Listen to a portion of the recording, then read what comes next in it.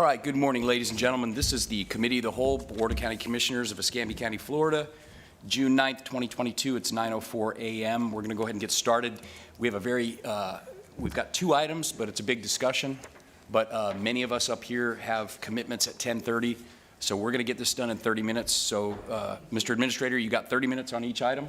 You don't have to use it all if you don't want to. And you're recognized. Thank you, Mr. Chairman. Good morning. Wait, we got to do the pledge. Let's do the pledge first. Join me. I pledge allegiance to the flag of the United States of America, to the republic for which it stands, one nation, under God, indivisible, liberty and justice for all.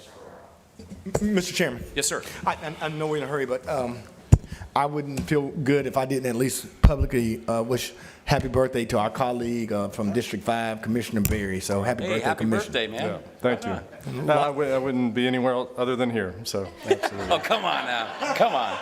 Thank We you. don't believe that. We don't believe that. Happy birthday. Thank you for the well wishes. Absolutely. Robert? Hey, I might just have a 5-minute conversation topic on the end of this. So Sure. Just Put it on the very end, because put it on the very end, and just something for a heads up for next week.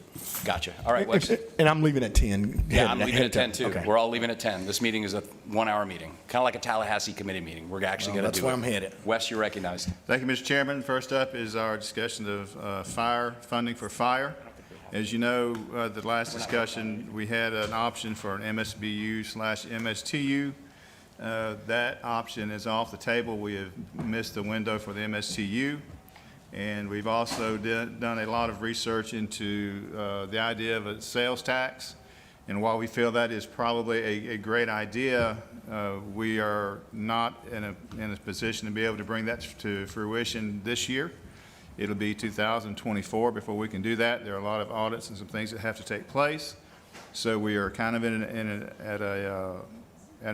a spot where we either supplement through the general fund or we adjust the MSBU. And that is our two options this morning. I'll ask Stephen to step to the podium and go through the MSBU and some of the options there. And before we recognize Stefan, was this properly advertised? Mr. Chairman, this meeting was advertised in the Escambia Sun Press on June 2nd, 2022 in the board's weekly meeting schedule. The Escambia Sun Press. Yes. Outstanding. Thank you, Stefan. You're recognized. Yes, sir. Good morning, Commissioners. So basically, again, I sent this out to the board yesterday. Basically, if the board decides to do an increase in an MSBU, currently we're at roughly $125 per residential unit. For commercial, we're at 0.0526 per square foot and 1503 for an vacant or unimproved lot plus 3 cents an acre. Something new that has happened is agricultural vacant property and timberland is no longer accessible per some change in the legislation. 170,000, Rebecca? 170,000? Okay. Roughly, the impact of that's about $166,000, by having that land becoming unaccessible. So again, the scenarios that I provided, since it looks like the MSBU is the topic of the discussion today, so $5 increments in the residential and those associated effects on commercial for $130 per unit, $135, $140, and so on, up to $150 per residential unit. So what you see in this analysis, you will see how much revenue is generated in each $5 increment. Then you will see the net of the 2% tax collector fee that is charged. Then the statutory 95% for each of those scenarios. So I wanted to certainly give the board what those numbers look like at each $5 increment. So the real dollars that we would receive, again, would be highlighted in the blue. That is the FS 129 at 95%. So within each one of those. So I had an opportunity to get some better personnel numbers yesterday. I ran those. So essentially what I saw was that our personnel costs would then be $19 million. I have plugged in a $660,000 increase to personnel because of additional repair and maintenance and fuel cost. That is primarily what that increase is. I did feel like that part was reasonable. One thing I do want to point out, as far as the 19 million, we were basically at about 14.7 as far as the current year's adopted budget up to that. So we did have some personnel changes. Maybe that's not necessarily the right word. We had some personnel adjustments. So to salaries and raises that impacted that, but also included in this, which is also skewing the numbers just a little bit. So there's an additional roughly $650,000 for overtime that is built into this.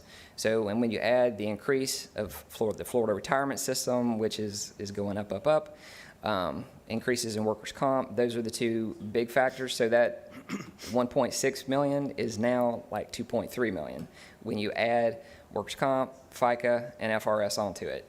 So that is one of the larger skews. So potentially, we could lower that number and reduce this number a little bit. What I mean by overtime, I do feel like the guys are going to get pretty close to that probably before summer is over. We're probably looking at least 1.5. I don't know if that makes a lot of sense to do that, but that's up to the board. Ultimately, you can make that decision to reduce some of that. The other part of that, bear with me just a moment.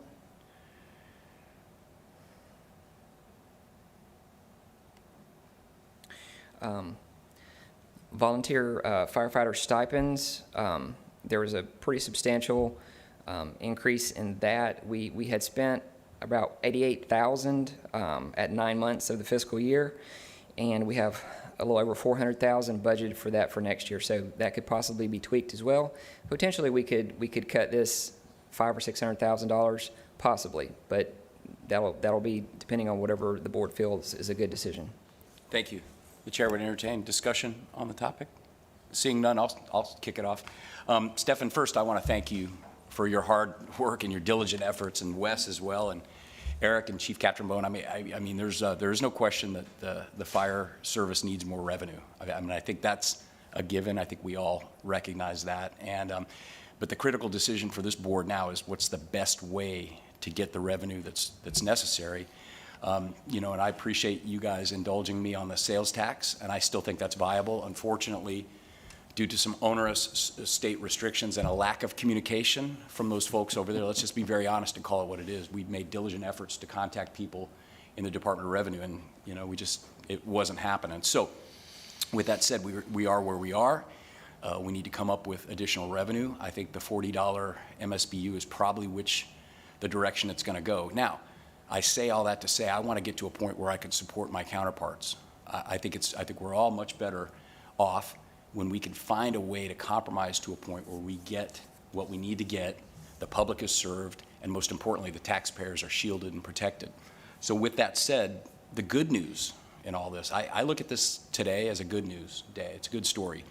I think we're going to come away with something that next week we can approve that gets Eric and Chief Captain Bone the money they need for their men and the fire department going forward to enact the plan that they've put forward. I trust you guys. I know you are going to do a great things. You're doing great things. And the other thing, as chairman, I'm going to really work hard to do is get that discussion on local option sales tax. We've got to have it. We haven't had one in 3 years. Last time we did, I know it's a tough meeting to have. There's a lot of red in the near years because everyone wants their projects right now.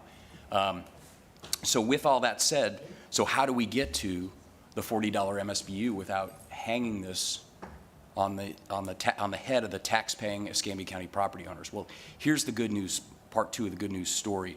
Our tax roll has to be reported, the estimated tax roll, in June 1st to the state. So I've got those numbers.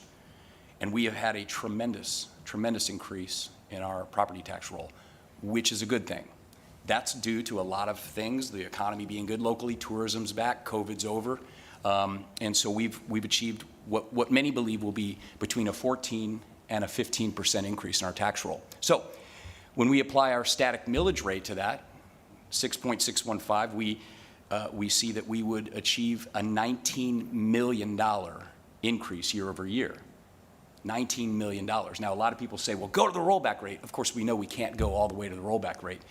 But what we can do for the next couple of years, and what I'll support in exchange for this MSBU increase, is a reduction of the millage rate such that we take in a nice $14 million increase, and that would be accomplished. And Stefan, you can double check my numbers. I know you're a smart guy. 6.390. That's the millage rate. That, together with a $40 increase in the MSBU for fire, leaves the Escambia tax-paying property owner without a property tax increase. I'll just put it that way, even though he'll pay more if his property went up. But again, and I've gone back to this over and over in 15 years in public office. I'm not a guy who's going to wear the badge of a guy raising taxes if I keep a static rate. A static rate. You keep a static rate, you grow the economy. That's how you get the extra revenue that you need. And let's face it, in this economy created by Washington, D.C., we need all the revenue we can get because inflation, we're talking about $6 gas yesterday with West. So, gentlemen, I want to support the MSBU. I know the fire needs it, but I'm not going to do it as a standalone additional revenue grab when intelligent taxpayers see that we're going to bring in a lot of extra revenue. So we can get to a point where we do a swap. We put the ad valorem millage rate to 6.390. That makes the MSBU increase a wash. It keeps the taxpayers whole, the property owners, and it provides the revenue, most importantly, going forward for the fire that they need. I wanted to put that out front. That's what I'd like to propose. And the other part two of that, if that's not doable, we have 400 jobs, 400 vacant jobs, 400. We got to go, if you look at a $15 an hour job, you do the arithmetic, that comes up to about $46,000 a year when you add in the fully loaded with benefits. You eliminate 125 of those, it's another way to get $7 million. There are ways to do it, but this is where staff, and Stefan, don't take this the wrong way, this is where you got to earn your money. We have to stand before the people that elect us. And one of the things I've promised is I'm not going to raise year-over-year rates on property tax owners. If we do what I'm proposing, I can look them in the eye and keep that pledge. We all know we need more revenue. Lower that millage rate. We'll still take in an extra $14 million. Eliminate 125 positions, Wes, instead of holding 400 vacant positions that you're just going to use for lapse money anyway for overtime. Hold their feet to the fire. Tell the directors, you're going to have to eliminate some of these positions and find a way to make the numbers work. And then next week, I think this board can hopefully get you what you need. That's my 2 cents on it. Doug, you're recognized. Thank you very much. So a couple things there that are really, absolutely the kind of things that I'd like to see done first. Eliminate 200 positions. Yeah, I'm with you. We're clearly able to conduct government business without them. And I know that that's not something that you might necessarily support or whatnot. It doesn't really matter. We are clearly able to run this government with 400 fewer people than what we've got on the books. So take 50% of it. Commissioner, if I could, Please. we spent the last 2 weeks reviewing every departmental budget that's been requested. We've cut roughly $9.5 to $10 million out of those requests. And the next phase in our strategy is just that, is for me and Stefan and each director to sit down and see how many of those 400 positions that we can actually eliminate. I think we're trying to take a methodical, smart approach to the budget. As I said, I told Commissioner Bergosh yesterday, and I've said it before, this board's been extremely generous this year in supporting the employees in pay raises. So I think it's only prudent that we take a look at those positions and see exactly how many we can cut and how much that dollar figure is after we do those cuts. Outstanding. No, I look forward to it. We're at, what, 1,500 employees on the books? Almost 2,000. Yeah, that's fat. And so that's the other side of the equation. As you said, we've been very generous with the employees who are here. Keep in mind, none of this discussion means going to somebody in any of our offices and saying, you got to go home. Right. This simply means eliminating the billets that are clearly not needed. You know why they're not needed? Because the staff we've got is doing the same job. Okay, and now we are compensating them properly in terms of pay and benefits for the jobs that they're doing. Half those, seeing 200 billets depart from the equation in the budget this year would be 12 million. Absolutely covering the other part of that equation, the part that we owe the taxpayer. So great, I'm glad to hear. And I already knew that you were thinking in that direction. unlike a lot of people who sit in that chair, you got there from, you felt the pain of the consequences of decisions made in that chair. So, I know that you know this probably much more at a more personal level than I do. So I'm glad to hear that. The other thing is, Mr. Chairman, I do believe that the right discussion long-term is to put this on the ballot, let the citizens decide Absolutely. what their priorities are. Yeah. Yes. So, unfortunate it couldn't happen this year. Doesn't change the fact that's the right thing to do. So, we should be continuing to move toward that as a permanent solution. So from my perspective, the things that I'm talking about here, I mean, I would consider to be, what we then, if that is a permanent, or if that is the permanent solution, which I believe it is, and if the citizens would then be given the opportunity to determine their own priorities, which they will, then what we're talking about here is a one-year gap fill of how do we fix that gap between now and the time that we put it in front of our bosses for them to decide. 2 years. It's a 2-year deal. It'd end up being 2 years. Okay, so so you're talking about and if I'm understanding correctly, anytime that you see multiple options, it's always the one in the middle that the staff is proposing. Everything else is sort of the throwaway COA. So that's the 165 rate. We're talking about gaining $5 million. Correct. Adding $5 million to fire. Correct. How much did you say our tax revenue is going up this year? Tax revenue would, left unchanged with a static millage rate, over $19 million. Yeah. The first $5 million of that goes to fire. That would be my solution. Well, and that's kind of what I'm saying in a different way. Yeah, That's what I'm it is. saying in a different way. That is similar to what you're saying in a different way. The fact is, the revenue is coming in for it. There are at least $5 million worth of lower priorities to the citizens than fire service that we pay for every day here.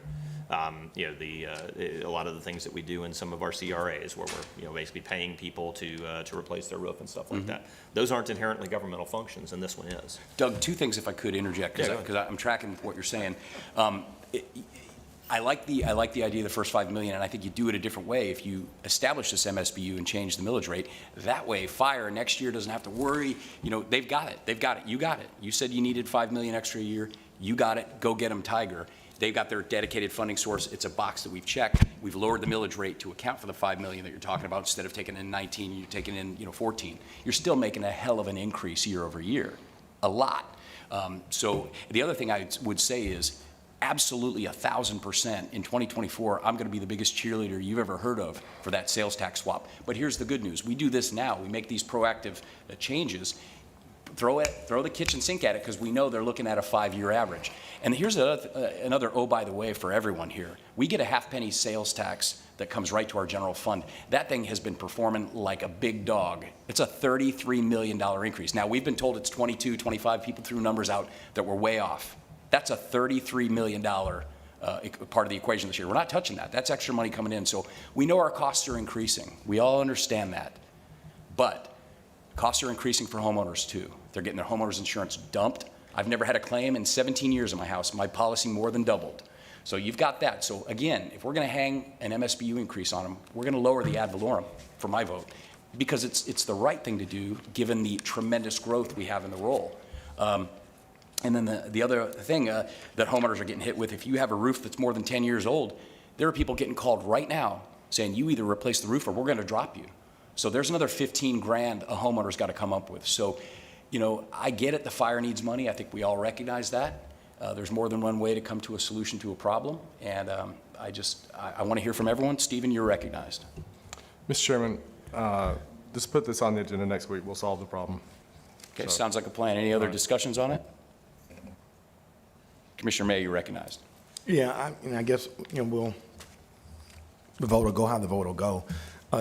Jeff, rolling back the millage rate, and we did that. Here's the problem. I mean, in projecting, to me, a recession, how the market turns, it's easy to roll back, but you probably will never have the votes to increase the millage. Well, I'll tell you this right now. I'll give you my pledge. In two and a half years, if we get this on the ballot and it passes, the MSBU goes away, and I will pledge at that point, I will raise it back up. I'll raise it back to where it was. Because again, I'll be able to look the taxpayer in the eye and say, look, it's a tax swap. We're taking away the MSBU at that point, because we will be, Everyone's going to pay at that point, the tourists and everyone, the people that transit the county, and that millage rate will go back up. So I just want to put that on the record. When I say things, I stand by what I say, and that's my pledge. And absolutely you do. And listen, Jeff, if we can find efficiency and reduction of personnel, I'm all for that. Those are great ideas.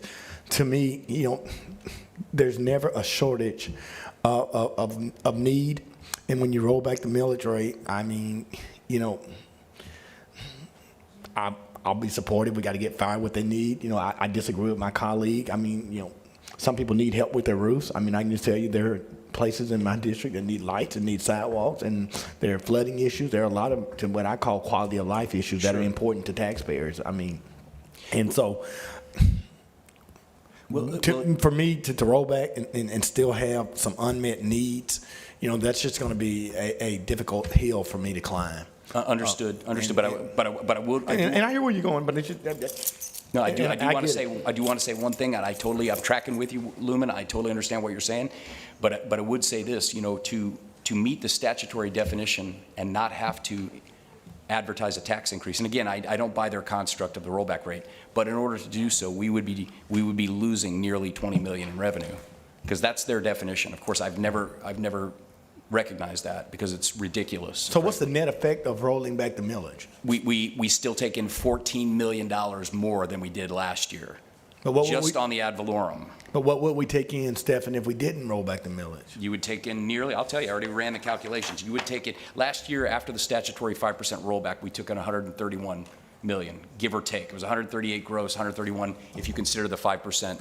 statutory budgeting number. Now, here's the thing about that too. You always collect it, right? I learned that when I was on the school board. You budget at 95%, but sooner or later you collect it all, either in a tax deed sale or people sell the property.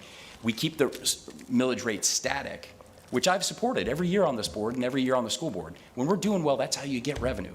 But when it gets to a point where you're going to pull another 20 million out of the pockets of taxpayers, and you want to do a $40 MSB, I'm not going to do it. So if we did nothing, Lumen, it would be 158 million gross off our ad valorem 6.615, which would be nearly a $20 million increase. Now, we dropped that to 6.390. We take in 152, and that's still a significant increase of $14 million. Yeah, Mr. Yes, Chairman, sir. everybody has the numbers. Put it on the agenda next week and we'll deal with it, okay? Yeah, I'd like How to about hear that? from you, Stephen. We never get to talk. That's my feedback. Okay, fair enough. Anything else from the board on this topic? Nope. It'll be on the agenda next week. All right. Wes, your next item? Mr. Chairman, the next item is the DOME's request. There's a couple of things. DOME, there's 4 counties involved in this setup, in this arrangement. DOME's is requesting $500,000 from each county to go toward the project of building a new medical examiner's office. And to date, we are the only county that has put any skin in the game to date. We've put in about $415,000 or $20,000 roughly that we've sent to DOME's, and so they're asking for that. They're also looking for an increase to their operational budget. And I know, Mr. Chairman, I know you've had some discussions, and I know Commissioner Bender has as well. And so with that, I would turn it over to the board for their input. Commissioner May? No. Commissioner Bender? Yeah, sure. So I know that they're looking at a $800,000 increase just year over year on their budget due to the increase of deaths. Jeff, I know you've toured it. I don't know if anybody else has gotten over there, but I know the day I went over there, they were out of space in the morgue. I mean, the cooler was full. Bodies are coming in as funeral homes are coming to pick them up. And I think it's best practices not to have your morgue in one of your larger hospitals. And so, in addition to just the year-over-year budget that they're asking for, we are looking at trying to work out how we can erect a new facility. I know Dan's been working hard on that, trying to work with all 4 counties, which I can guarantee you is not easy. I know Eric serves as our representative on the domes, and he brings back a lot of the information to us. I would say that they are trying to address what they see as, I'll just say it. So they're saying 10% of the cases that they have are people that live outside of District 1, so live outside of the 4 county member districts, and that we probably would just split that 2.5% for each county, which I think is a fair way of doing it. But it also probably tells me that we've paid more than our fair share over the last few years because, although the statute talks about where the death certificate says they died, it doesn't say anything about how it's supposed to be paid for. So if someone from Santa Rosa County is brought over and passes away in one of our hospitals, which we're fortunate to have, I think we've probably been paying that cost the last couple of years. Same thing with Alabama residents that come over. And so I think so I'm going to say I think we've probably overpaid if you were really digging into the numbers the last few years. On the other hand, this is a facility for all of us, and I 100% agree that we should pay our share of these costs that we see on the screen. But when we talk about a new facility, I think it needs to be shared more. And so I know it'll be a tough line to get across, but I think we've made a large concession in saying that we support the move to Santa Rosa County, because that's increased time and cost to all of our funeral homes and everyone that goes to the morgue. But we're trying to be a good partner with our neighboring counties. And, I understand the state put this together. I mean, this is District 1. We don't really have a choice but to play with everybody. So, I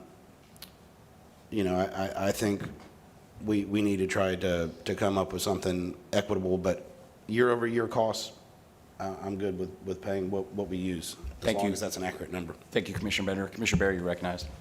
So, and, I understand some of the origin of this came from the state, but I think there was some understanding, or there was some explicit conversations about what else was going to happen in return for the facility going to Santa Rosa County, I believe. What exactly was the deal that was struck? Initially, Stephen, my understanding was that they were going to do it in a commerce park that this county owned. Suddenly, they started filling up the interstate commerce park, and they said, wait a minute, if we put this there, it's not taxable. So that kind of got switched around. And that was one of the discussion points I had with Dan Shebler. I'm like, well, wait, we agreed, and Santa Rosa is going to kick in the property, and now they're spending new money to go buy new property up by Sandy and Bubba's, which is fine. It's still relatively close off of Avalon, but that was my understanding. Correct me if I'm wrong, Allison. I don't know that there was ever any official deal struck, but I do know that that was certainly the conversation that Domes was having. Eric Gilmore is currently serving as your Eric, representative on that board. wasn't that the flavor of the conversation? It was right, got to be in the interstate commerce. That was it. So when they put it into Commerce Park, Santa Rosa was going to foot the bill for the land and everything, Right. and that was going to be part of their contribution to the facility is Correct. what it's going to be. But since all that's changed now, they are looking at 2 pieces of property somewhere along Avalon, close to the interstate. So And that's that has part of the changed. reason why they want $500,000 from each county. That's correct. All right, Stephen, you're recognized. So what's the formality of the location being in Santa Rosa County? What was the formality of that? What was the all-encompassed communication that we got dictating that? There isn't anything formal that says it has to be in Santa Rosa County. I think there was some underlying belief that in exchange for Escambia County being willing to let it go to Santa Rosa County, that we were going to get some payback and we would pay a reduced percentage towards the overall cost because it helps physically locate it closer to families and law enforcement to the eastern counties. Especially Okaloosa had raised a lot of issues about it being such a long way to come over here. And so in exchange for allowing it to go more to the east, that was the commencement of the conversation about breaking it out 25% for each of the 4 counties, but that has been an unsuccessful sale to the eastern counties. I was never especially keen on it leaving.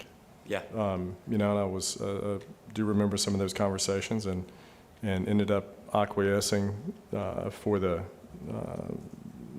conversationally for the lower participation rate financially, you know, then going forward. I'm not interested in losing, in having the brick and mortar facility not be here and continue and no concessions be made. We're still we're still the largest, you know, we're the largest county in the district. You know, clearly we're the source of, you know, pro rata, you know, half, if not a little bit more than half of the actual work that's being done by the medical examiner's office.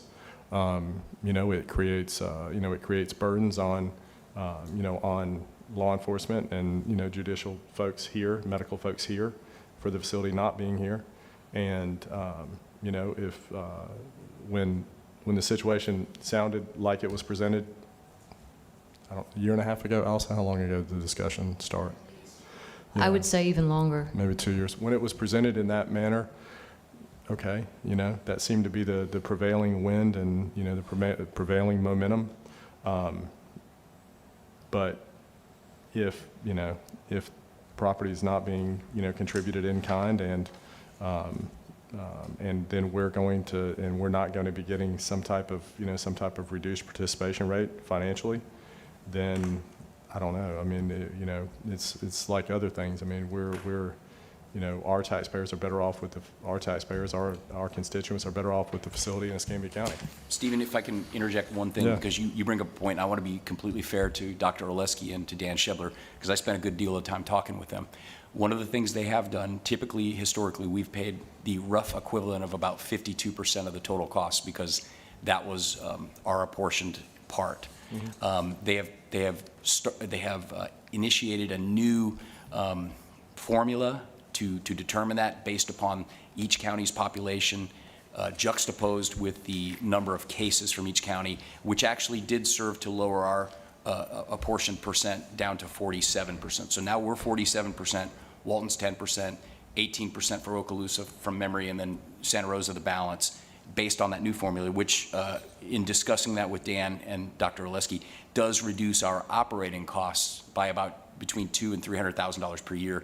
And I said to him, I said, okay, that's good, but you know, what if we get a spike? He seems to think that'll be a number going forward. I'm a little skeptical because I tend to be cynical in this business a long time.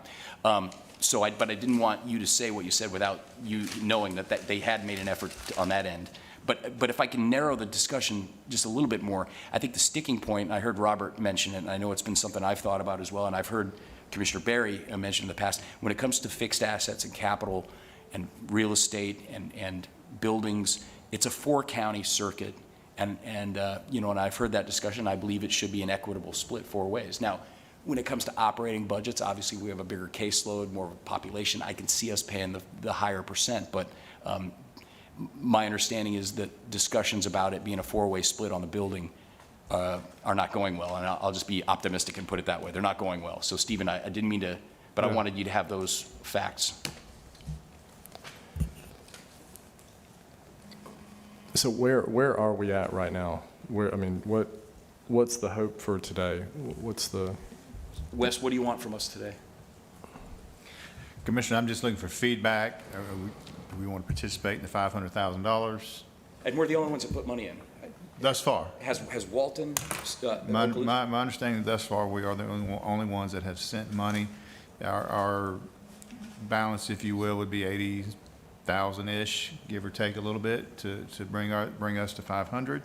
That money would be used for planning, architectural design, site development. And purchase of the property. And purchase of the property. I think in discussing with Dan yesterday, they're looking at some property that's much cheaper per acre than what was previously being looked at. I think it's about 80,000-ish per acre. The property they're looking at, and they're looking for about 9 acres. That's still very expensive for Santa Rosa County. 29,000 square foot building. It's still very expensive for Santa Rosa County, $80,000 an acre. It seems. Yes, it is. And, you know, things have, you know, whether the discussion goes back 18 months or 24 months, I mean, things are tremendously different than they were at the beginning of that discussion, you know, especially on the cost and the cost dynamic structure. is there, I mean, there is no opportunity to retrofit where we are. There's no opportunity to do anything. It's, I mean, it's packed, Stephen. It is woefully undersized. there's no opportunity to add on there, to have an additional facility constructed. I mean, the construction of an additional facility where you already have assets seems, the cost of, and I don't know that they've adjusted these estimates of what the building's actually going to cost, 25 million. He said 25 tops is what he told me. and that's adjusted from 2 years ago? Yeah, and I asked him that, and he said he's got a big formula, and obviously because I said everything's going up, and, they're committed to that being the top end number. 25 million is what he told me yesterday, Robert. Did he tell you 26? I mean, so, but, He told Wes and me 26 yesterday. Well, that's not engendering a lot of confidence, because he told me when I had my conference call that 25 million was the top end. well, I mean, but any kind of guarantee, Interesting. it's not an entity that has any money. It's an entity that's only going to be funded by the 4 counties. So it's not like they can say, well, this is going to be the maximum, because if it's more, they don't have any money to gap it. Exactly. I They have mean, no stake in it. It's just going to get billed to us. I don't know. I mean, I know there are problems. I just, and if things were going exactly as we had hoped, then that would be one thing. I mean, what is the likelihood? Okay, so if things go forward like they are, and you're talking about we've got a 5% reduction in operating costs, I mean, then I would want some type of guarantee, some type of language in the MOU that says this is how the operations dollars are going to be split going forward, so that it doesn't just, immediately ratchet back to 52% or 55% or whatever. Like fix that number? Boom. Yeah, fix some number, fix at least the way it's, if this is, I presume there's a rhyme or reason to the way the 47 is calculated. Yeah, and it's caseload and population. Yeah, well, it's some formula of that. I mean, it's certainly not caseload, because it appears that we're 56 or 60% of the caseload for some reason. Also, why are there so many more exams? Just, what is the reason for that? You mean in the recent spike? Well, it's not, I mean, if you look at the chart, I mean, it's not just recent. I mean, it's I don't know, 4 years ago, I mean, we're doing more than twice as many as we were 4 years ago. I mean, to double in 4 years, is an 18% increase per year, annualized. I mean, She talked about that when she came. Yeah, Drug overdoses, Fentanyl. COVID, drug overdoses, fentanyl, but how, violence has increased, I suspect. I don't Certain know. deaths that they're undetermined, they got to go in and do the autopsies. But it's a big number. Doug, you've been waiting a long time. Did you want to say something? Yeah, just really short, though. I mean, one of the things I'm coming up to near the end of my service in public office, and the thing that I'm really shocked by is how often in this business, which is very, I don't know, there's nowhere else in my life where it's done this way, where you say one thing and then you do something else. Our partners, our neighbors, elicited goodwill from us with a promise. That's their word. There's really no excuse for not executing on that. We put the people of Escambia County on the hook based on the promises given to us by leaders of Santa Rosa County on behalf of the people of Santa Rosa County. Now, I know that the people of Santa Rosa County are honorable people. So who does that? Who says, hey, we're going to do this, but then, oh, no, wait, this is more profitable for us to do it this way. So we're going to renege on the deal that we gave? I think the bigger discussion is that we just need to go back to last known good. And I realize that may certainly put the good doctor in a bad position, and she is in a bad position. Because when people say one thing and then don't make good on it, especially when under the color of government, bad things happen. So, I wouldn't be supporting any additional money of any kind. I want to go back and have a better discussion about what's right. The decision to move it over there and put it in the existing property was, once that was not going to happen, this needed to come back for a discussion. You don't just get to go and say, okay, well, we're going to go and find some land. And, how do I know that land isn't something that belongs to a good buddy of somebody's buddy, right? We've seen that happen too many times. So, while I realize it's certainly less than ideal, it's always less than ideal when somebody doesn't keep their word. So let's go back and start to have that discussion about what right looks like now that what was promised is off the table. That's where I'm at on it, and I realize that certainly creates problems for the, for a public servant trying to serve, but, broken promises create problems. Right on. Robert, then Eric. Sure, I appreciate it. So, I want to say, I think Dan came to us last year, and I think maybe did say the 25 across the board was off the table.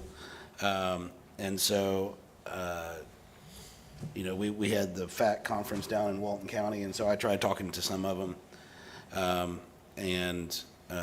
Honestly, I was trying to push like a 30-30 with Okaloosa and us, and 20-20 with Santa Rosa and Walton. Walton is hell-bent on a 10 to 12% number for the facility. yeah. Unless we put it into Funiac.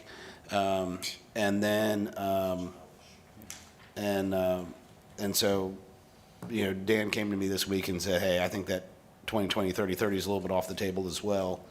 The status quo can always happen, man. Right. I heard Steve. And You can keep so- status quo. Status quo works sometimes. over a barrel status quo. Right. I would say, though, that, of course, Walton's threatened to just walk out of the deal and pay a higher per fee. Yeah, that's per the other use thing, Robert. fee. I don't know how you can just say, I'm Yeah, out. we're going to do it our way. Yeah, don't they said, well, we don't even want to be a part. We'll just pay per examination. Yes. I don't think they get to unilaterally just make that call, right? I mean, do they? If so, we get to set, who sets the number? Them? I mean, here's the thing. I think we do. When I get told, well, this group got together and they've decided that this is the best thing. Well, yeah, 3 small counties are ganging up. I mean, I hate to use that word, but it's easy for them to say, yeah, make the big guy pay more because there's 3 of them and strength in numbers. I'm not necessarily sure that's what happened, but it sure feels like that's what's happening. So again, Eric, the status quo, I think you got a couple of votes up here to just say, we want to move forward, but some things that were said were not followed through on. We were not told about it. And now this new fangled deal with new property, and we need $500,000 from each county with no back-end guarantee that the other 3 counties are going to pay their 25% of the facility. Right, okay. So where are we at? Well, I don't know where we're at, but Dan did text me while we're sitting here. He's watching the I'm sure meeting right he's now. watching. He is. So he said the other counties are committed to the 500,000. I don't know if that includes Walton, but he said the other counties are committed to the 500,000. That's what he just texted me. And to Commissioner Berry's ask about why the sudden increase in cases, he said it's due to fentanyl and traffic accidents. So I just wanted to put that out there. That Stephen? Yeah, I mean, it doesn't sound like anything's going to happen very quickly, regardless of what, even if we gave a resounding endorsement for, this is a fantastic idea, just give you a blank checkbook, let the other counties do whatever they want. Even if we said that, it's not going to be that quick. Right. I'd be curious to see how the other districts' numbers are looking in the state of Florida, at least, with the medical examiner's offices, and just see how, that's, I mean, it's one of the things that I've talked about a lot up here. We, being a small to medium-sized county in Florida, we can't make the mistakes that some other counties, some other areas can make. I mean, if their budget's so large, they can absorb a big mistake, and for most intents and purposes, we can't absorb a huge mistake. We can't absorb a disaster. So we need to try to learn from what other folks are doing, and just it would be useful to me to see how the other districts' numbers line up. I mean, I'm aware of those things going on. I don't know if that, I don't know enough about their industry to know if because of those, there's more traffic accidents and more fentanyl, does that, is that statutorily require an exam? I don't know enough to know that, but obviously this is probably something that should have come back to the board as soon as, as soon as the deal that we thought was kind of brokered in good faith wasn't going to work out exactly that way. So, maybe we're a few months late in the discussion, but nonetheless, it's going to be something that's, it's a big number. No matter what the number is, even if it's 25, it's a big number. How many square feet are you talking about? What's The facility, 29,000 square feet. 29,000. And what are they in now? 6,000? I mean, it's ridiculous. It's very I think small. it's around 6,000. It's very small. Yeah, but now they have the additional office on the Right. airport. That they, right. Right. So whether it's 25 million or more, it's a big number, and it's going to be, it's going to be something that that our board is going to have to apparently stay more engaged in. you Yes, know. sir. What for today, Steve? What do you think? I do know that I'm sorry. Go ahead, Allison. I was just going to say that Mr. Schiebler did say he was going to try to get a draft interlocal out to us, and I haven't seen it come yet, but I asked him about it, but the important thing for me is if Walton County ponies up 500,000, I'm not impressed, because what's the back end? It's going to be in there, and it's going to be 10% of the total cost, so it's, that interlocal better specify, I like That's where what I'm Robert saying. was, Yeah. 30, 30, 20, 20. I think that, we can get that, I might be there. At a minimum. At a minimum. At a minimum, and I don't know, I have, I mean, I can't agree to buying property today. Okay. I'm not going to agree to that. I don't, maybe. Yeah, and Maybe that's that's all. exactly what we ought to do, but it's going to take it's going to take some convincing, not just some telling me that's what we need to do. I'm going to. This is where it's beautiful. That's 1, 2, 3. I don't want to buy it either. So they got to come back to the drawing board, right? That's pretty basic. Lumen, you want to weigh in at all? Or? And the operations part of it, that 2020, 30, 30 is the, That's the floor. yeah, that's the floor for the construction. That's right. Amen. I'm with you. All right, Lumen? Anything? No, I'll Robert, have anything further else? conversation later. Yeah, I mean, I was just, no, it's fine. All right, Doug? Okay, Actually, yeah, go ahead, Doug, and I'll come. no, I'll finish it. Go ahead, please. I was going to say, so, in talking with one of the Walton County Commissioners, they were saying that their experience had not been favorable when they had to come over to our medical examiner's office and wait, and the families in the waiting area and things like that. So I asked him when it was. He said 2015. I said, okay, well, one, we have what I feel is a much better medical examiner than we had back in 2015. That's a fact. But if you don't tell us and you don't let us work on these things, and I think Dan and Dr. Oleski are probably working to help that, but if you walk away with your toys, we have no incentive to try to improve that for you either. Yep. And so, we're aware of their issues and definitely want to help them out and want to be mindful of the families and law enforcement's job. And but we have to know those things, work them out. Sounds good. And Mr. Chairman, Yes. before we break, I guess some of me asking questions about the numbers and the increases, and I think that all of us have enough experience, whether it's this or in our personal lives and in our personal work, and just experience interacting with government, whether they're local or state or what have you. I think this is nothing specific for any of these folks. It wouldn't be fair. I don't know any of them, but there's a tendency for whether it's divisions within a department, departments within a county, counties within a state, divisions of state government agencies, even divisions of the school district. There's a tendency that whatever we can do to grow our whatever we can do to grow our budget, to grow our empire. And, a 25, even $30 million building that's a big empire. Yes, it is. You've got, that's a castle. You've got a nice one now. And, I think I know that it's something the administrator and I talk about as far as, personnel stuff within the county, which we do have some control over. Obviously, we don't have a tremendous amount of control of agencies like this, but I think that just the recognition of maybe it's just a psychological, maybe just a personal, inclination for those things to happen over time. I need more people, and I need more people. I think we do deal with it internally. We need more people, more budget, more power, Mission more creep influence. is what it's called. Absolutely. Mission creep. Doug, you're recognized. Thank you very much. I'm pleased with where this is going. but, you know, on this board, even when we're making an appointment to even the most minor board, we always ask, is are any of the applicants in the audience? And I've noticed that the people who actually come down, you know, and are willing to take their time to come down to speak to us about their appointment are oftentimes the ones that we appoint. I am very disappointed that Dan feels that it's appropriate to send a text to our staff member and for our staff member to carry his water in this meeting. That's my fault.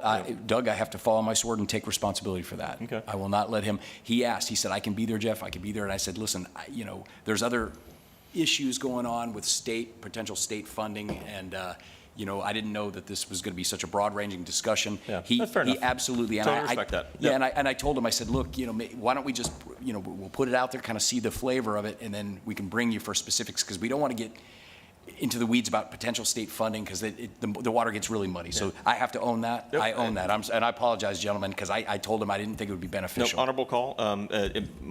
My thinking is, though, now that we know that this is a much larger issue, He needs now to be- that we're and he'll be talking here. about the reneging, Santa Rosa County reneging on the previous deal, you know, I think it makes us have to pull back to a bit of a different conversation. And, you know, the no-build option is always an option. And, Right. and, you know, it's not a great option. And it's not the option I wanted. The option I wanted is the one that we all agreed upon. You know, and that we all put our own citizens on the hook for. You know, and do what you say and say what you do is the right way to do it. So, yeah, the next conversation, I really would very much like to have them here to discuss the impacts, because, I mean, Absolutely. the no-build option clearly has an impact on her performance of her duties, and that's a bad thing. I don't want that. Unfortunately, we've been painted in a corner with the reneging on the deal that was. Gentlemen, in fact, let me just ask this real quick. Gentlemen, do you want me to have them here at the next meeting? I can make that happen. I think it would be appropriate. Is it on the agenda, I mean, for the next No, meeting? we can add it.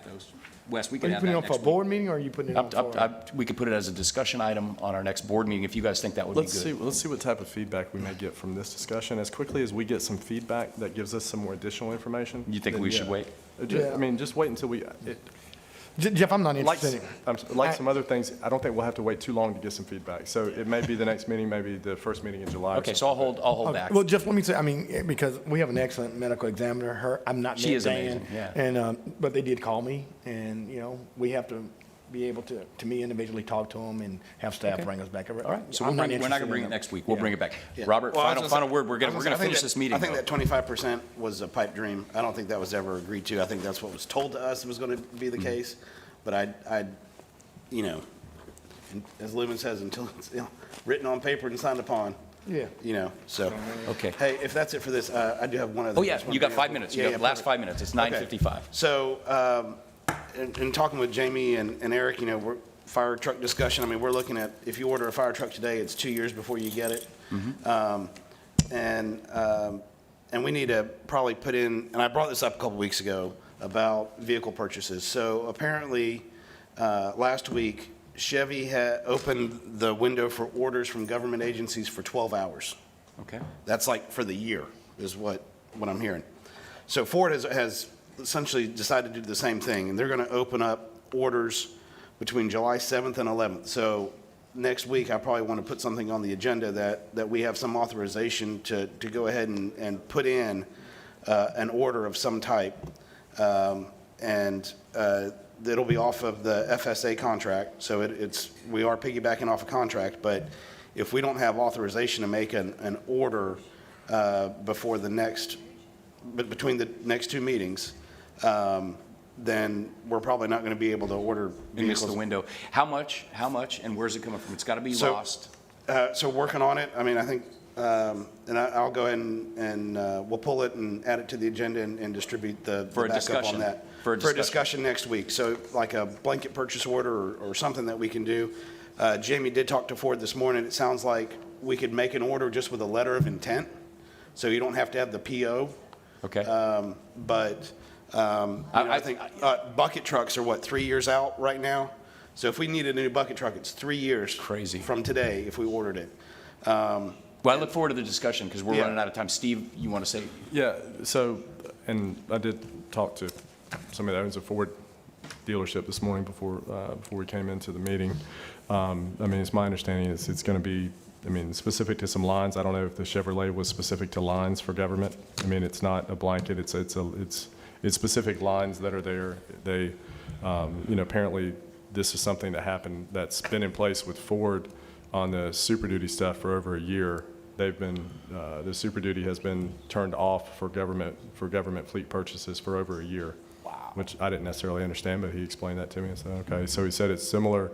He said it's similar to what they did last year with the Super Duties, but it is expected to be more broad. But it's not a blanket. It's still going to be, or the perception is it's going to be by line. Is that what Chevrolet did? Do we know? I believe, Chevy, what Chevy do, and, you know, I think of, you know, we looked at getting a Chevy Colorado for the beach a year and a half ago. Yeah. They weren't even having another one roll off the line for the rest, you know, this was like May, and they weren't gonna have another one roll off the line for the rest of the year. So, what was the Chevy? I think they end up saying another one roll off the line that they're going to sell to government fleet. Yeah. I mean, Right. They're making money in the private sector. They see us as the very, very, very bottom of the. Because we are. Yeah, and, you know, even commercial fleet, which has discounts, is, you know, they're paying more than we are, so they're more attractive, and then retail is obviously much more attractive than either of the fleet divisions. But was it across the board Chevrolet or just lines? No, just commercial, or not the commercial, but the government fleets. They opened the order bank for 12 hours. They sold the 20,000 allotted Tahoes and the 32,000 allotted pickups in 12 hours without pricing, I might add. Wow. So it's just Tahoes and pickups? That's what I'm saying. yeah. It's by line, it's not the blanket, Right. all Chevrolets, okay. Yeah, and Ford is just, this critical crunch is going to be Super Duties for the 3 days. We still can get Explorers, Expeditions, Rangers, stuff like that. It's limited, but we can still get them. Right, so we're going to have to take a hard look at exactly what we're buying and how bad we need it. Right. And, you know, and that's going to, I understand the need, but we're going to have to do a lot of due diligence between now and then about exactly what do we need. We are functioning. Vehicles aren't one of the issues that are holding us back. You know, we've got how many ever vacancies in Public Works for people to be able to, you know, mow grass and do work. Those things hold us back. The lack of vehicles is not one of the things I'm aware of that's holding us back. Not that we don't need it, but it's going to be, you know, and if we have to do it in a condensed time frame, it's going to take some due diligence about exactly what vehicles we need that badly, that quickly. You're going to bring that, Robert?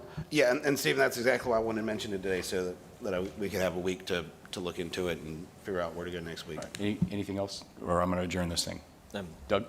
Would agree that I don't necessarily accept the sense of urgency right out the gate. And quite frankly, if American automakers want to play that kind of game, let's go talk to Hyundai, Honda, Toyota, everybody else. Those are all made in America too, okay? The American automaker companies are as far away from being American in nature as possible. I mean, so, okay, we should do what's best for the people of Escambia County. And if that means that our guys are driving Toyotas, chances are they're going to break down less anyway. I don't disagree with that. All right, any final thing? Okay, we got it done. We got it done in 1 hour. Everyone have a great day. All right.